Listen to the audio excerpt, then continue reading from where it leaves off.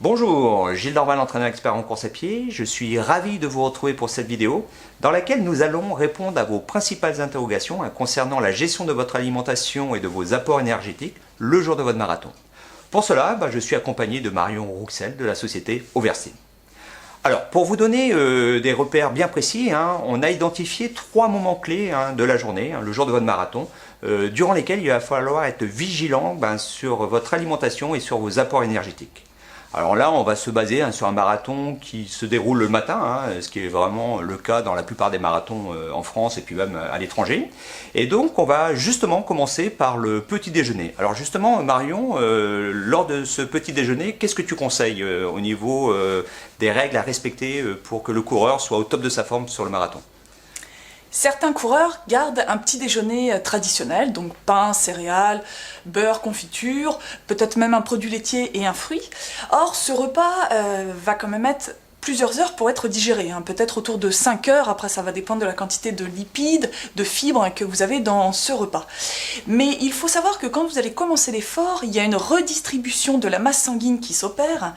Vous allez avoir une grande partie de la masse sanguine qui va se diriger vers les muscles en mouvement pour leur apporter de l'énergie, de l'oxygène. Et du coup, vous avez une partie de cette masse sanguine qui déserte le système digestif. Pour illustrer mes propos, à 70% de votre VO2 max, le débit sanguin au niveau intestinal diminue de 80%.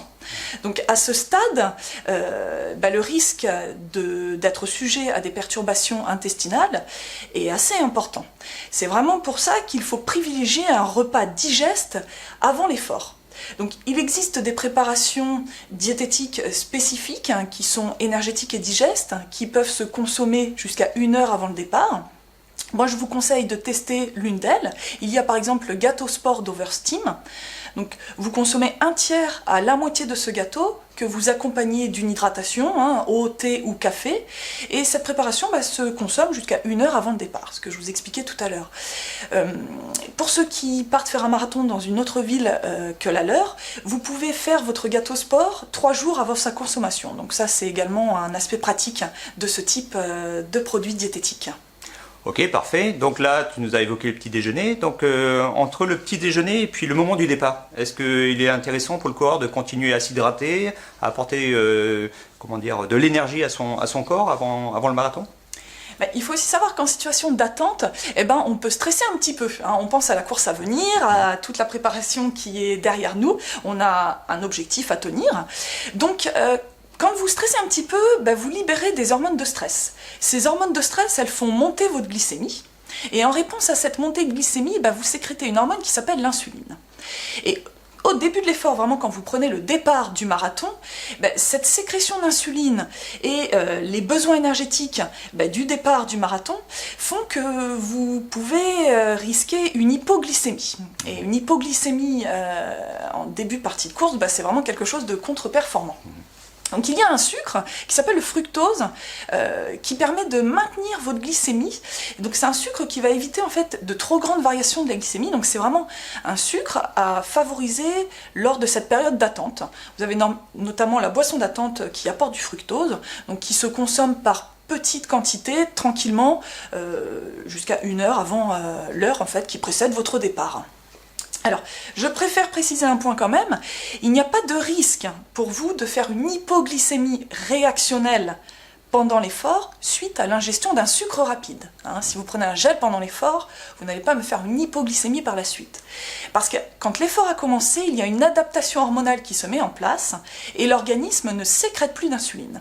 Donc si pendant l'effort vous faites une hypoglycémie, il y a plusieurs raisons à cela. Peut-être que vos réserves justement énergétiques de glycogène ne sont pas suffisantes, peut-être que vous n'avez pas consommé assez de sucre pendant l'effort, peut-être que même vous êtes parti trop vite, que l'entraînement n'a pas ciblé bonne filière énergétique. Enfin vous voyez, il y a d'autres raisons, mais ce n'est pas une hypoglycémie réactionnelle suite à l'ingestion d'un sucre rapide pendant l'effort. Alors justement, là, tu évoques l'effort, donc quels sont tes conseils pendant le marathon au niveau de l'apport énergétique ? Alors, pendant votre marathon, vous allez utiliser vos réserves de glycogène. Mais ces réserves de glycogène au niveau musculaire, elles sont épuisables. Et le but, pour vous, ça va être de limiter en fait ce délai d'épuisement des réserves de glycogène, parce qu'on sait que quand vous n'avez plus de glycogène, vous heurtez le mur. C'est le fameux mur du marathonien vers le 30e kilomètre. Donc quand vous n'avez plus de réserve de glycogène, vous êtes fatigué. Alors, dans ces cas-là, il y a une solution. L'organisme va utiliser les lipides à des fins énergétiques, mais par contre, cela demande de diminuer énormément votre vitesse de course. Donc l'objectif sera difficilement atteignable. Alors, pour éviter d'épuiser trop rapidement vos réserves de glycogène, il y a une solution, c'est d'apporter du sucre pendant l'effort. On sait effectivement que quand vous consommez du glucose pendant l'effort, vous taperez 2 fois moins dans vos réserves de glycogène. Donc ça, c'est vraiment intéressant pour vous en tant que marathonien, pour limiter l'épuisement, maintenir votre endurance et aller effectivement le plus loin possible. Donc pour apporter du glucose pendant l'effort, vous pouvez consommer des gels, ce sont des gels énergétiques, donc qui sont pratiques à transporter, faciles à utiliser. C'est une énergie concentrée que vous prenez pendant l'effort. Chez Oversteam, donc vous prenez un gel tous les 5 km. Vous les prenez avant chaque point de ravitaillement, comme ça vous profitez des ravitaillements pour vous hydrater et boire 1 à 2 gorgées d'eau pure après la prise de chaque gel. Commencez au 5e kilomètre par un gel antioxydant, donc c'est un gel qui vous apporte de l'énergie, qui apporte des antioxydants, mais également du calcium et magnésium pour un fonctionnement musculaire normal. Ensuite, enchaînez au 10e kilomètre avec un gel Energix, c'est un gel endurance qui vous apporte des glucides à différentes vitesses d'assimilation. Alternez ces 2 types de gels en première moitié de course, et puis à partir du 30e kilomètre, passez sur une énergie rapide, un gel instantané comme le coup de fouet, et pour bien terminer, pensez au Red Tonic Sprinter.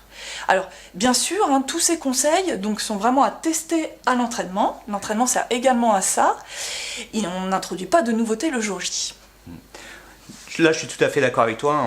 Tous ces produits sont à tester vraiment dans la phase de préparation et de telle sorte que le jour où on arrive sur son marathon, tout ça a été validé, tout ça a été vraiment testé et on se met à l'abri de pas mal de désillusions le jour de la course. Tout à fait. Alors justement, là tu as évoqué le gâteau sport, la boisson d'attente, les gels énergétiques et donc tu peux peut-être nous parler du pack marathon qui regroupe tous ces produits chez Oversteam. Le pack marathon, c'est la solution alimentaire qui vous est proposée pour votre marathon. Donc il regroupe les produits avant et pendant pour avoir une solution clé en main et vous avez tous ceux dont vous avez besoin.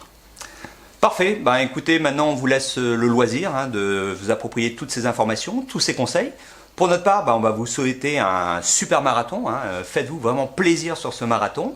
Et puis on se retrouve très rapidement pour de nouveaux conseils. À très bientôt. À bientôt.